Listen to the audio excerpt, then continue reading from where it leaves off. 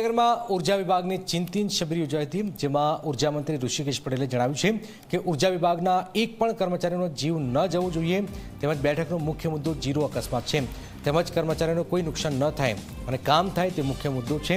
વીજ વિતરણ માટેની લાઇનમાં પણ કોઈનો જીવ ન જાય તે પણ મુખ્ય મુદ્દો છે. કોઈ પણ કામ કરતા કર્મચારીને કોઈ પણ પ્રકારનું નુકસાન ન થાય, એની જાન ન જાય અને સાથે સાથે